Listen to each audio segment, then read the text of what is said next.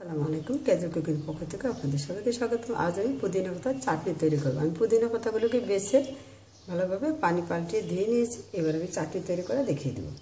Mash করে নেওয়ার জন্য আমি পুদিনা পাতা নিয়ে নিলাম, দিয়ে দিচ্ছি তেঁতুল। আমি তেঁতুল ভিজিয়ে রেখে তারপরে আর কি চিপড়ে মানে গোলা তৈরি করে নিয়েছি তেঁতুলের। তাহলে ম্যাশটা ভালো হবে, চাটনিটা অনেক সুন্দর ম্যাশ হবে। আর দিয়ে দিচ্ছি বিট লবণ, আর মশলা বিট লবণ আর লবণ স্বাদ অনুযায়ী দিয়ে দিতে হবে। স্বাদ অনুযায়ী চিনি দিয়ে দিচ্ছি, লেবু দিয়ে দিচ্ছি। আর বিট লবণ আর মশলা বিট লবণ তৈরি করে আমার অলরেডি ভিডিও আছে, লিঙ্ক ডেসক্রিপশন বক্সে দেওয়া আছে, চাইলে আপনারা দেখে নিতে পারেন। এবার আমি স্বাদ অনুযায়ী একটা কাঁচামরিচ দিয়ে দিলাম। এবারে ম্যাশ করে নিচ্ছি। আমি চাটনি ঢেলে নিলাম, পুদিনা পাতার চাটনি হয়ে গেল সহজেই পুদিনা পাতার চাটনি। আপনারা আপনাদের স্বাদ চেখে দেখে আপনারা এই চাটনি তৈরি করে নেবেন।